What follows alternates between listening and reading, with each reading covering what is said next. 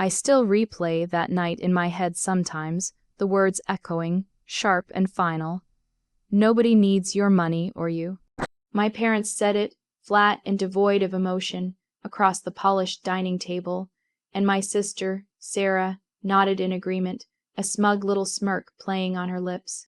It was a family dinner, supposedly a time for warmth and connection, but it felt more like a public execution of my worth. I remember the taste of the expensive red wine turning bitter on my tongue, the perfectly cooked roast suddenly inedible. The silence that followed their declaration was deafening, punctuated only by the clinking of cutlery from their plates as they continued eating, completely unbothered by the emotional shrapnel they just lobbed at me. Was I wrong for the path I chose after that night, for the quiet, meticulous revenge I orchestrated, turning their dismissive words into the very foundation of my actions? Tell me honestly, would you have done the same thing? Let's rewind, because to understand the full weight of that night, you need to understand the years that led up to it. My childhood was complicated. I was always the other child. Sarah, my younger sister by 2 years, was the golden girl, the effortless beauty, the academically gifted one who excelled in everything without seemingly trying. From a young age, she basked in the spotlight of my parents' affection and praise, while I, Mark, was the quiet, studious one, often overlooked. My achievements met with a polite nod rather than outright celebration. If Sarah brought home an A, it was framed. If I brought home an A, it was good, keep it up. It wasn't overt abuse, not physically, but the emotional neglect was a slow, seeping poison. I internalized it, believing I had to work twice as hard, be twice as successful, just to earn a fraction of the recognition Sarah received effortlessly. This fueled an intense drive within me, a silent promise to myself that one day I would prove them wrong, not for their sake, but for mine. I buried myself in my studies, particularly mathematics and finance, seeing it as the most objective measure of success, a language my parents, who were quite financially comfortable themselves, might finally understand. While Sarah pursued creative arts, flitting from one passion to another with my parents' full financial backing and enthusiastic encouragement, I was building spreadsheets, reading investment books, and saving every penny from my part-time jobs. They saw Sarah's ventures as artistic expression. They saw my financial pursuits as well. They didn't really see them at all. They just assumed I was being responsible, which was often their backhanded way of saying boring, or not as exciting as Sarah. After college, where I meticulously avoided taking out any loans through a combination of scholarships and working 3 jobs, I landed a position at a mid-tier investment firm. It wasn't Wall Street, but it was a solid start. I worked tirelessly, often clocking in 80-hour weeks, fueled by coffee and that deeply ingrained need to prove myself. My parents would occasionally ask what I was doing, but their eyes would glaze over when I tried to explain anything beyond I'm in finance. Sarah, meanwhile, was exploring her passion for artisanal candle making, then bespoke jewelry, then organic jam production. Each new endeavor was met with an open checkbook from our parents, who seemed to view these as delightful hobbies rather than serious business ventures. "She's just so creative," my mother would coo while I was meticulously analyzing market trends. I would offer Sarah advice, practical tips on business plans or marketing, but it was always met with a dismissive wave. "Oh, Mark, you're always so serious. I just want to follow my heart." And my parents would back her up, "Let Sarah be Sarah. You focus on your numbers, dear." The financial disparity between Sarah's hobbies and my relentless pursuit of actual financial growth became a chasm. While she was burning through capital on whims, I was quietly, painstakingly building an empire, brick by financial brick. Years passed and my career took off. I moved from that mid-tier firm to a more prestigious one. Then eventually, with a few well-timed, calculated risks, I struck out on my own. I founded a small, specialized financial advisory firm, focusing on high-net worth individuals and strategic investments. It wasn't glamorous in the way Sarah's latest boutique venture might appear, but it was incredibly lucrative. My parents, of course, were still oblivious to the true scale of my success. They assumed I was doing well enough.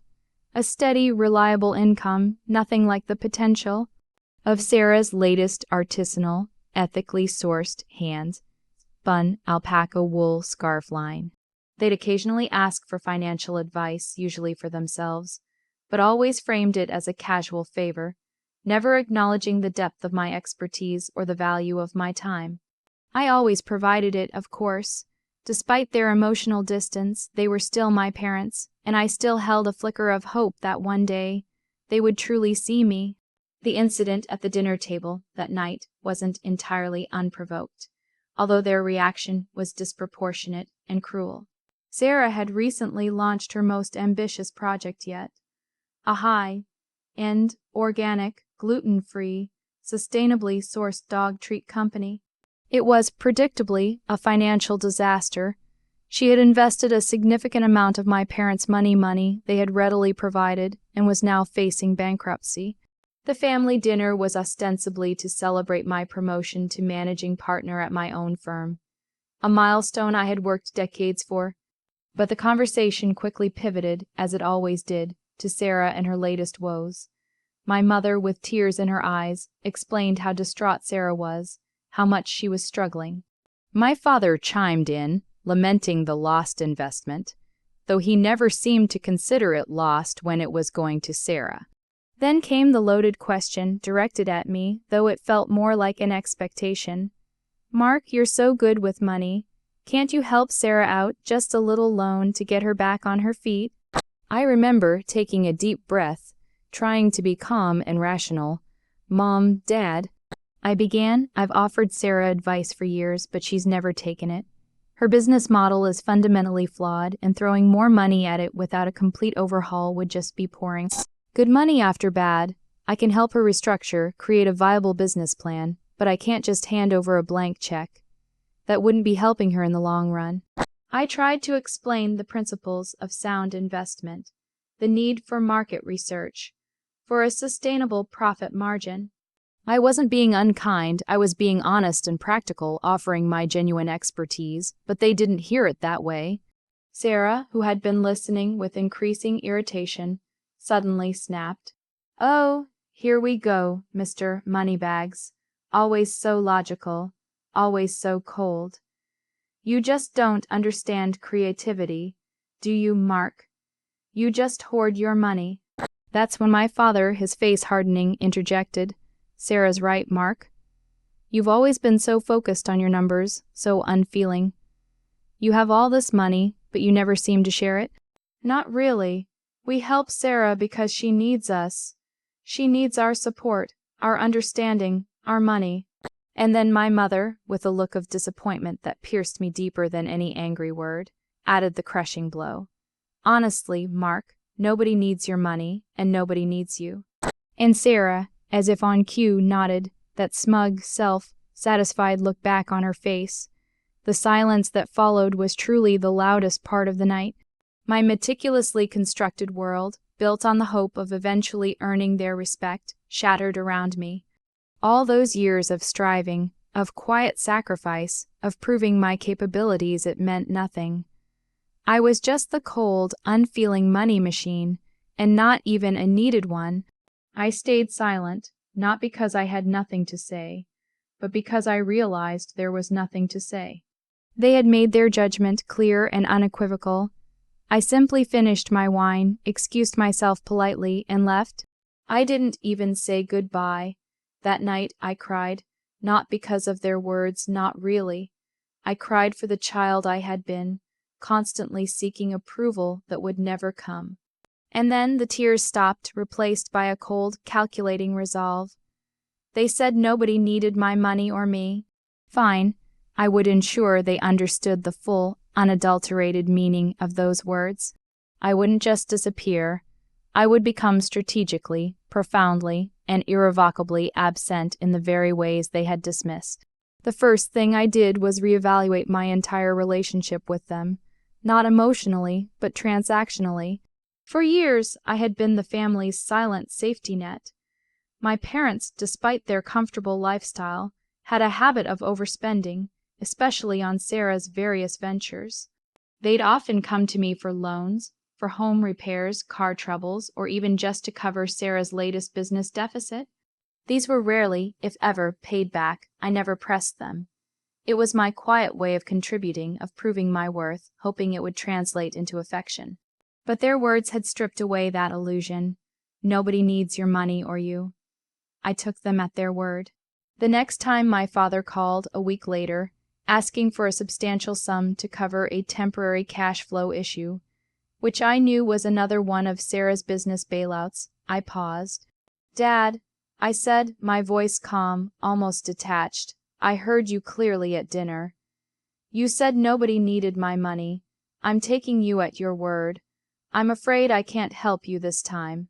There was a stunned silence on the other end, followed by sputtering indignation. "Mark, don't be ridiculous. This is different. This is family."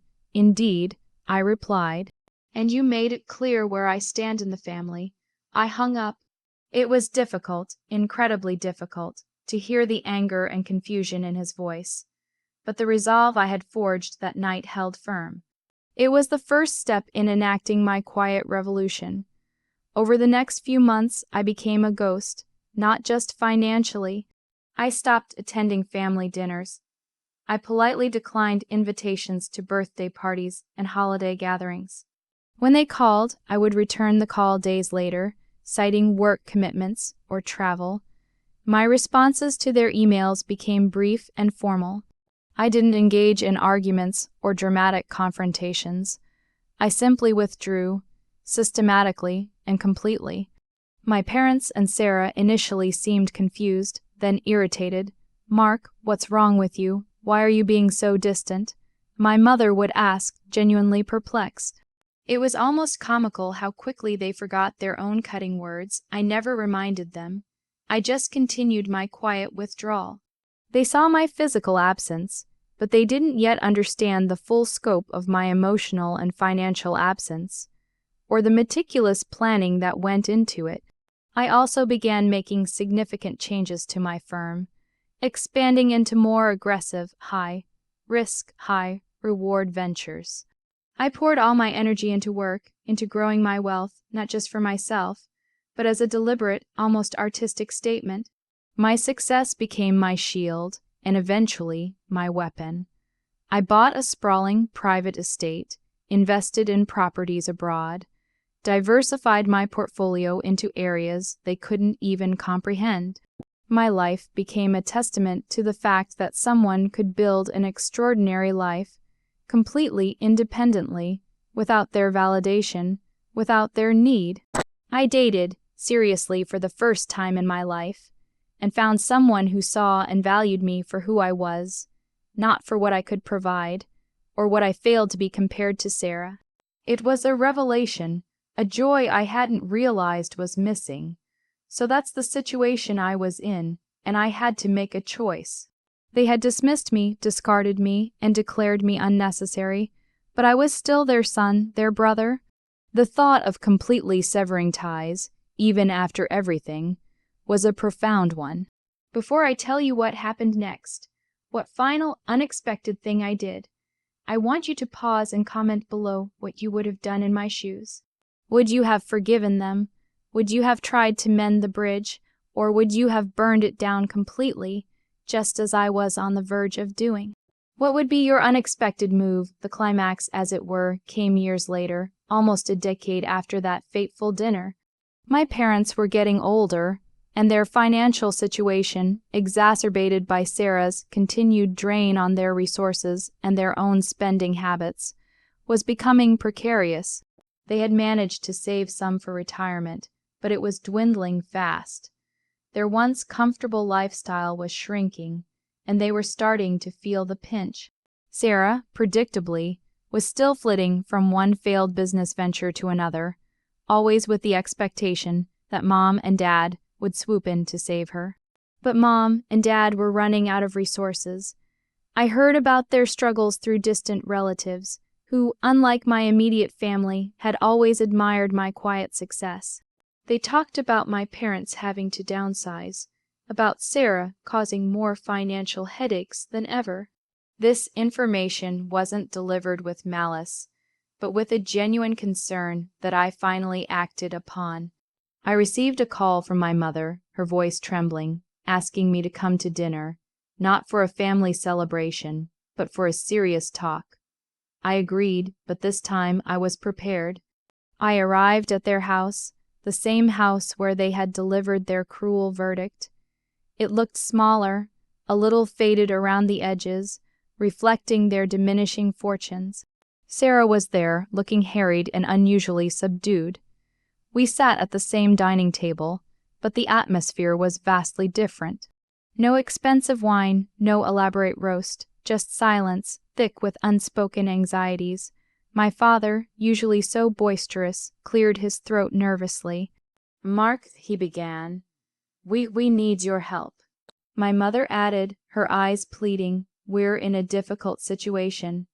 Our retirement savings are almost gone, and with Sarah's recent setbacks, we don't know what to do." Sarah mumbled something about the economy, avoiding my gaze. I listened patiently, silently, letting them lay bare their vulnerability, their fear. The irony wasn't lost on me. The very people who declared me unneeded now desperately needed me, and not just my money, but me, my expertise, my guidance, my presence. When they finished, I took a deep breath. "Mom, Dad," I said, my voice calm, "I remember a dinner here many years ago. You told me nobody needed my money or me." Sarah agreed. Sarah flinched, and my parents exchanged guilty glances. "I took your words to heart," I continued.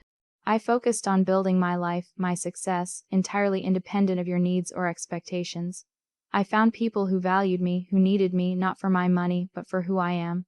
I built a life where I am truly needed and valued, and it turns out I built a substantial amount of wealth in the process."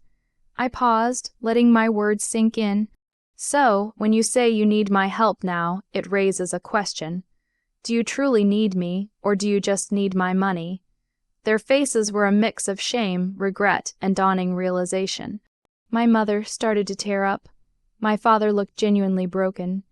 Sarah, for once, was completely silent, her usual defiance gone. "I'm not going to lie," I said. "It's been incredibly difficult to come back here, to even listen to this. The pain of your words lingered for a very long time, but I've moved past it, and I've found a way to reconcile my past with my present." I pulled out a folder I had brought with me. "I've spent the last few months analyzing your financial situation, discreetly, through publicly available records and a few well-placed contacts." My parents looked shocked that I had gone to such lengths.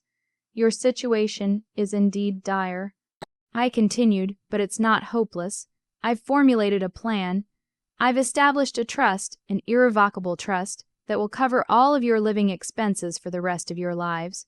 Your mortgage, utilities, medical care, a comfortable monthly allowance, all of it will be taken care of." They gasped, tears now streaming down my mother's face. "However," I continued, holding up a hand, "there are conditions. This trust is managed by an independent third party, a firm I've worked with for years. You will have no direct access to the capital, only to the disbursements, and critically, Sarah will have absolutely no access to this trust, nor will she be a beneficiary in any way. This is for your security, your comfort, and your peace of mind, not for her business ventures." Sarah finally found her voice, a strangled, indignant cry. "What? That's not fair. I'm your sister." I turned to her, my gaze unwavering. "Sarah, you agreed with them that night. You affirmed that nobody needed my money or me. I'm simply honoring your collective statement. This trust is my way of ensuring my parents have stability. But it is not a blank check for you. If you want financial stability, you will have to earn it, just as I did." My parents, to my surprise, didn't argue on Sarah's behalf. They looked at each other, then back at me, a silent understanding passing between them. The full weight of their past words and the quiet, unexpected actions I had taken had finally landed. They understood the consequences of their dismissal, Thank you, Mark, my father choked out, his voice thick with emotion. My mother just reached across the table, tears still falling, and grasped my hand. It was the first genuine, unadulterated sign of affection I had received from her in years. The aftermath has been interesting. My parents are financially secure, living comfortably without the constant stress. They treat me differently now, with a newfound respect and, dare I say, genuine affection. They call me more often, not for money, but to talk, to share, to ask about my life. They even try to understand my work. Sarah, on the other hand, has had to learn to stand on her own 2 feet. Without the family safety net, she's been forced to take a series of conventional jobs, and while she still resents me, I believe it's actually been good for her, a necessary dose of reality. I don't regret my actions. They taught me that self-worth comes from within, not from external validation. They taught my family a harsh, but ultimately necessary, lesson about value, respect, and the unexpected power of the unneeded. So that's my story. It's a long and winding road, filled with pain, resolve, and an unexpected kind of triumph. In the end, I didn't just disappear. I made myself indispensable on my own terms. My quiet actions spoke louder than any argument I could have ever made. If you were on my side, if you think I did the right thing, please like this video. Subscribe for more stories like this, stories of quiet revenge and unexpected turns.